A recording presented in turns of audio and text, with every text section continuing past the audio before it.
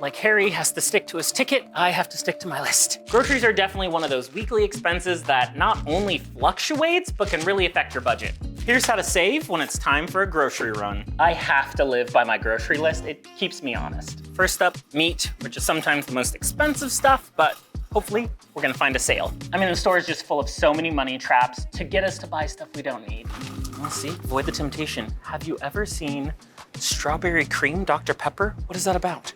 And please shop your pantry and freezer first because you don't wanna buy any duplicate items. That's gonna save you money too. Looks like some of this stuff is on sale, which is a good time to stock up, freeze some meat while it's on sale. I'm gonna get my steak on, get the grill going, find something on sale, free 99. Not free 99, just cheaper 99. All right, mark it off the list. Better yet, use the grocery store app. It's the best way to stay on budget and you'll save time. Two of my favorite benefits, as you add items, you'll see that total racking up. That'll definitely keep you on budget. And it's way easier on the app to find sale items. You type in what you need and you can see exactly what's on sale. Easy. Oh, and I love to see a sale. On sale means not one, but two. $1 off, that's pretty significant, especially for the good quality stuff. Simply. That's my favorite.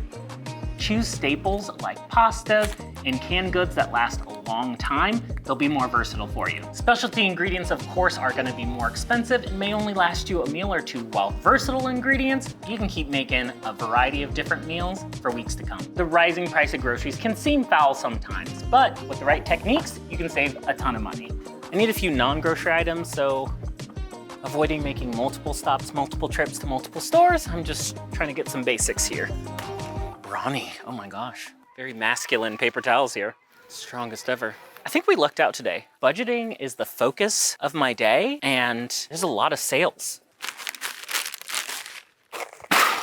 Unnecessary acrobatics. I'm proud of myself. I stayed on track, didn't overspend, got exactly what I needed, saved some money. I'm on a journey to focus on my finances and make better money moves. But if you're anything like me, it's so hard to resist retail therapy. Here are some ways you can curb those impulse purchases. It's just so easy to see something online and just get it, right? Just like these cups. Do I honestly need this many cups?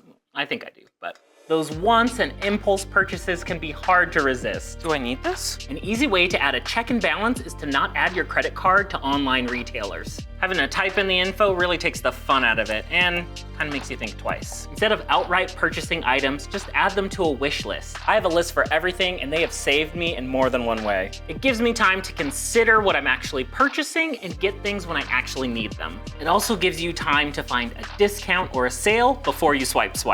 One of the biggest traps for me is social media. I mean, the ad targeting is way too good. So my recommendation, be choosy about what you follow, and maybe it's time for an audit and unfollow a few accounts. Sorry, Louie, you gotta go. If you have your eye on a big ticket item, instead of purchasing, consider renting, especially if you know you're only gonna get limited use out of it. I like to opt for rentals. Tools can be very expensive to purchase, especially specialty tools that you may not use all the time. So it's a good way to get the job done, get your DIY projects done without needing to afford or purchase large, expensive equipment. Well, a staple gun, I can afford that.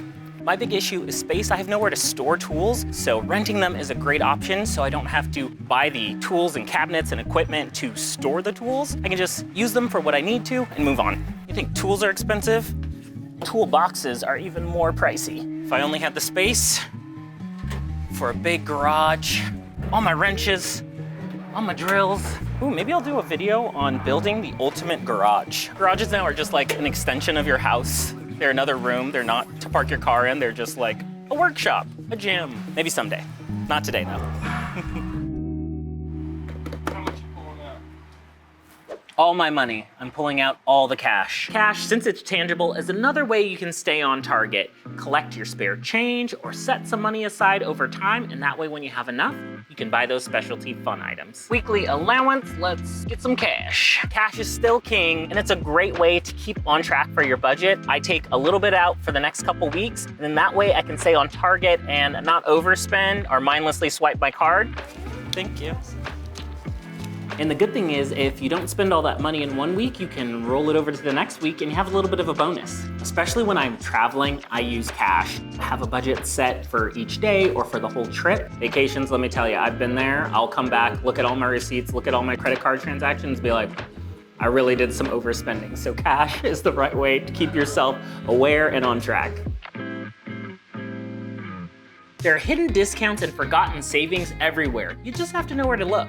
Here's how to save some money in unexpected ways. Wherever you can, you want to put every dollar to use and leave no money on the table. You can find credits and rebates all over the place, and some you probably already have. It can be easy to forget about gift cards and store credits. So look around. You may have some money just being left unspent. Keeping track of gift cards and store credits is a perfect way to save money on future purchases. I like to keep a list in my phone. That way I have a go-to place to see where all my credits are. I travel a lot, so I tend to accumulate credits. So I have to keep them in a list so I can use them on my next flight. Store loyalty programs and rebates are another great way to rack up the savings. Also check your credit cards. Many of them offer discounts and benefits that you might not be taking advantage of. So before I make a purchase, I like to check to see if there's any rewards or rebates that might apply. And of course, I have to give the caveat, if you are using credit cards to really receive those benefits, just make sure you're using it wisely. If you do have something like a travel credit or a gift card, often they have expiration dates, so you want to make sure you keep track of it and use it before you lose it. As three wise poets once sang, bills, bills, bills,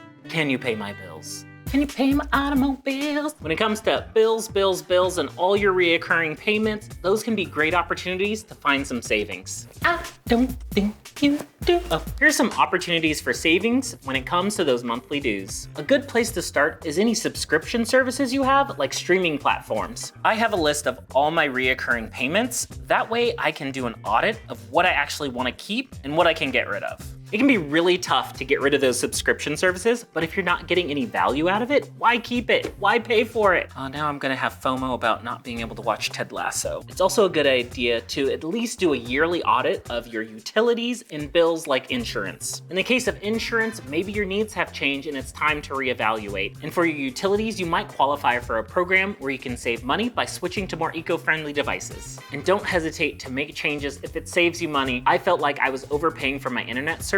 I switched providers and now I'm getting great service for much cheaper. I also just did this with my cell phone. I was on an old legacy plan and then I upgraded to a new plan. I'm paying less and getting more features. And if you haven't already, go paperless and do auto pay. Oftentimes you'll get a discount by choosing those services. As a kid, you get allowance, and I always thought, like, when I'm older, I'm gonna spend all the money. And then you get older and you're like, oh, I have to have a budget. I can't spend all my money. I've got bills. So then you end up just putting yourself back on an allowance as an adult. I guess my parents were right. Don't tell them. Don't let them see this.